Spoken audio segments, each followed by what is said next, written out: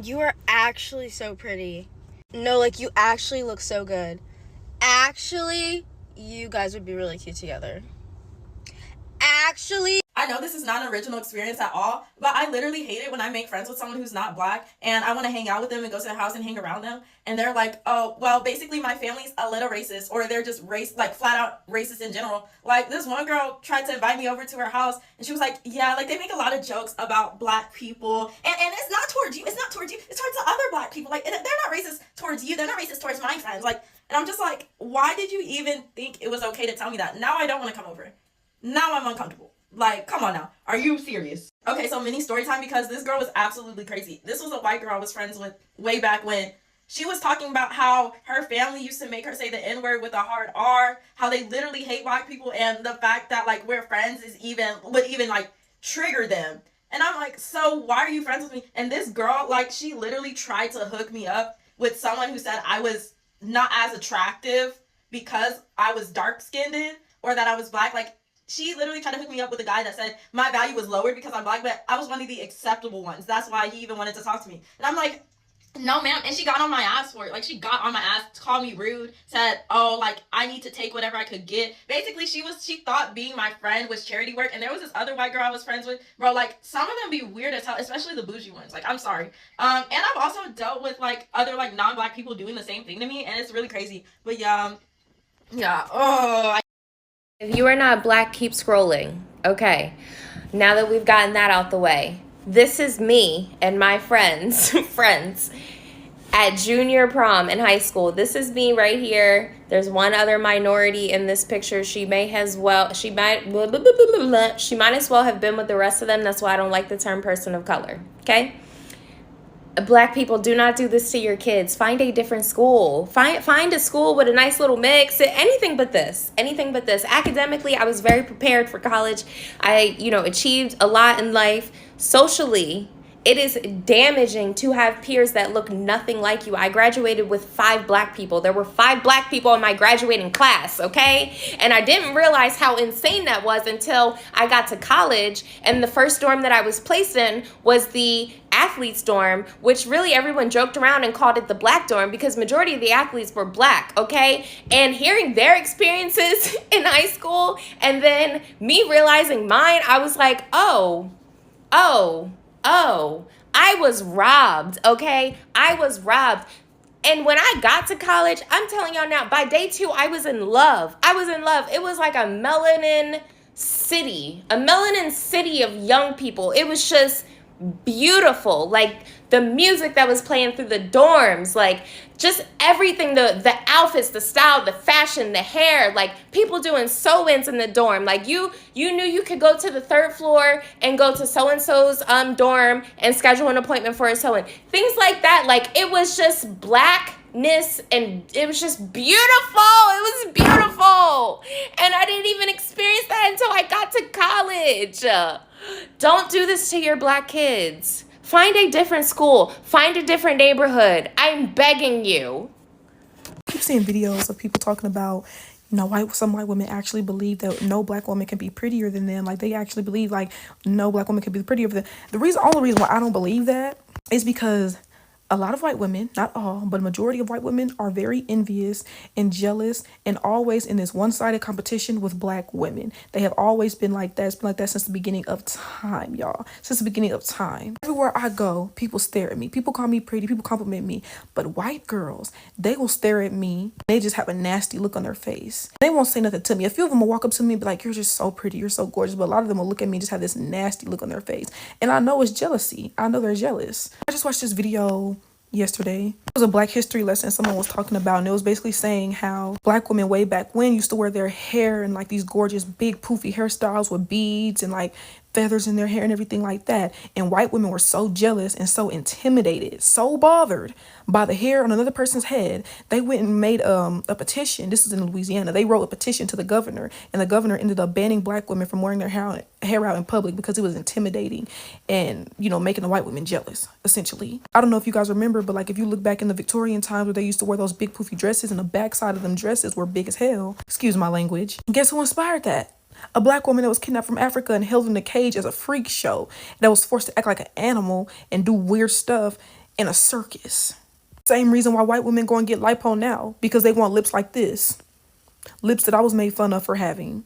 Which is why this is the reason why they want to go get BBLs. Why? Because black women is a blueprint of the Coke bottle shape. One of the reasons why they get self-tanner. I thought being white as can be was a good thing. Now you want to make yourself bronze? Now you want a little melanin? It's so obvious, y'all. Like, and it's not just racism. It's jealousy. It's envy. That's another reason why these white women will go and purposefully get with these self-hating, colorist black men. I ain't never seen a white woman try to go after a Malcolm X kind of dude. Most likely because a Malcolm X kind of dude ain't gonna want to date him. I ain't never seen a white woman try to, date a black dude that always talks about how he loves black women or has made statements, about black women, how much he loves black women. I see these white women go out and get these whitewashed black men who do nothing but talk trash about black women and how black women this, how black women that, and this black and that black. They purposely go and get with these black men because it's a boost of their ego, because they know, okay, this black man hates himself, which means he hates his people. He doesn't like black women. He feels some type of way about them. And so by me getting with him, it's like I get a one up on the black woman. I get a one up on her. They're always in these secret competitions with black women. So you wonder why they're microaggressive to us. You wonder why they always catch these small attitudes. You wonder why they always feel some type of way and looking at you crazy, baby girl, because they're jealous. They're jealous because they know they can't compete where they don't compare. It's jealousy, and it's all a mind game. They will do anything they can to get in our heads and to mess with us, and then try to go and cry and play victim. That's why I don't be phased. I'll be walking around with my head up high. I know they be staring at me. I know they be looking at me. I don't even pay them no mind. I walk right past them. Won't move out of their way or nothing. They're envious. It's been like that since the beginning of time. I don't have the vocabulary right now to fully articulate this and say this the way that I want to, but it's getting very difficult right now with everything that's going on in the States to be in community with white people. And I say this as someone who, like, from the time I was born has been facing violent levels of racism my entire life across communities as well. Like, we don't even need to bring up how there's zero POC solidarity, and that was shown during this election. So I'm gonna sit this one out. Sorry, I'm like vacationing in Mexico right now, but I cannot stop paying attention to what's going on. And I just have to say, at some point, at what point exactly, are we allowed to create some level of distance between interacting and being in community with these people? I actually think it's deranged that at no point in time during everything that's happened, where there was the Civil Rights Act or continuously voting for Trump or like the generations of racial trauma that has happened, we are expected to have and hold community with white people. Even being here in like Mexico, I'm like traveling a lot with a ton of travelers, and like the way people interact with me, I don't wake up in the morning and think to myself, I'm a black woman. I'm constantly reminded of this by the way that people interact with me. My last job position that I just quit and like moved, which gave me like an amazing opportunity because now I'm moving to New York in like a great role. My immigration, my citizenship was questioned. I was told to go back to my country several different times, like by white people. And I'm always expected to hold this mentality of being open to any and everyone. But like the world doesn't even give us that level of grace. I've been watching like The Real Housewives for some weird reason. Listen, it's just been like my shitty trash reality TV vice. And like even seeing the way that black characters on that show are constantly treated, or like the way that colorism affects different members of that franchise. Like, I don't have the words to properly articulate this right now. I'm just word vomiting, but like, at what point do I say, like, actually, I do not want to know you. I do not want to be friends with you. Because if I said it once, I said it 100 times. If it's not them as a white person, it's someone in their circle, it's a friend that they know, it's their boyfriend, it's their mom. And at the end of the day, that is their tribe. So they will let you face passive aggressive, racist ass abuse. I have like out-accomplished so many of these people's like white parents, children, and they still have the nerve to question my accomplishments, my credibility, my walk in life simply because of the color of my skin when their child is still living in their home degreeless and jobless, all because of the color of my skin. Like, at what point do I say, I no longer want to talk to you? I no longer want to be in community with you. Oh, I don't know.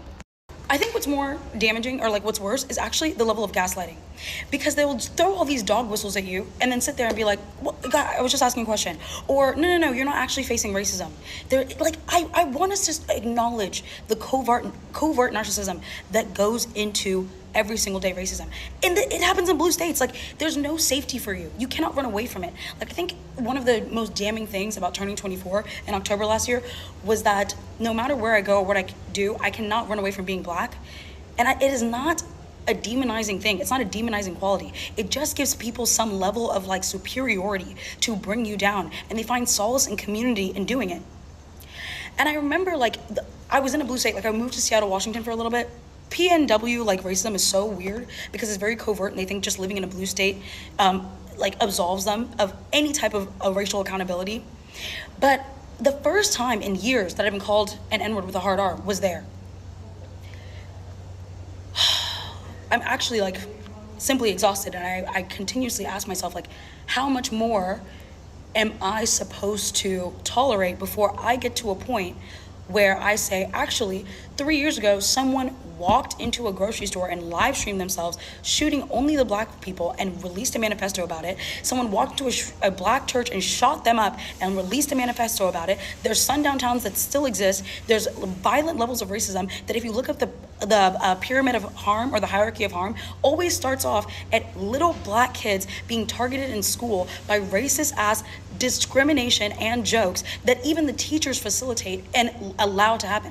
Like, at what point? I think being black is just like the lack of protection at every cornerstone of your life. Like, that is what you're facing. And at some point, like, I think at this point, I'm doing my absolute fucking best. Not even anymore. I'm like about ready to give up, but I'm doing my absolute best to not get to a point where I throw my hands up in the air and say, I do not want to be in community with you. Yeah. Last thing. I've been seeing people like who've been part of the election, like even on LinkedIn, on posts, like they're like, guys, you know, you need to accept ideologies from across the political spectrum. I want those people to choke on a dick. That I'm not even gonna. A video comparing how white women see their pinnacle of beauty versus how black women see white women's pinnacle of beauty, and the differences changed. Like, it blew my mind. Also, warning, I'm in white people's business, but the original creator put it here. She basically was saying that in the discourse, white women would describe like the most beautiful white women as like a Jennifer Aniston or an Emma Watson or like a Kristen Stewart, which I don't think she's in the category of the other two, but whatever. Versus black women would lean towards like an Angelina Jolie or a Charlize Theron, whatever. And then the creator was like, or like Jessica Chastain. And when she said that, like a light bulb went off in my brain, because I think Jessica Chastain is one of the most beautiful women. I think she is utterly, I stan Jessica Chastain. But I was like, wait, she's a redhead. And it reminded me of a couple things that, like, one, growing up, like in middle school, I went to middle school in the burbs and then high school and private school, redheads were not it. Redhead white girls were not considered pretty. Like, it wasn't a pretty feature. Or even like 2000 and something, there was a Miss USA who was a redhead. Now, she was a natural blonde, but they convinced her to dye her hair and she ended up winning the competition. And I remember everyone was like, I can't believe a redhead won. And like, as if redhead women couldn't be beautiful, you know? I wonder if there's something in like the Anglo-Saxon of it all, because Celts are right next to Anglo-Saxons, but like red hair for Irish people is pretty, but it's not pretty, you know what I mean? And I realized that like black women tend to gravitate towards like a prominent feature. There's no prominent features on Emma Watson or Jennifer Aniston. Their features just kind of go together nicely in a like an attainable beauty way. Versus, and even on the extreme of whiteness, like Amanda Seyfried or like Anya Taylor-Joy, these are women with pale skin, blue eyes, icy blonde hair, which all the things check the box for white beauty, but they are rarely in that conversation of a pinnacle of beauty. And I'm like, well, icy blonde hair and piercing blue eyes, that's not attainable. Like, either you're born with it or you're not, you know what I mean? I don't know, maybe it's not Anglo-Saxon, who knows? Now I'm talking things I don't know, but it's kind of blends in. Is it Germanic? I don't know. I don't know what I'm talking about. I just thought it was interesting that black women gravitate to like a bold feature or features. And I find that like white women beauty, as I've seen it, is more just like attainable, muted, average features put together nicely.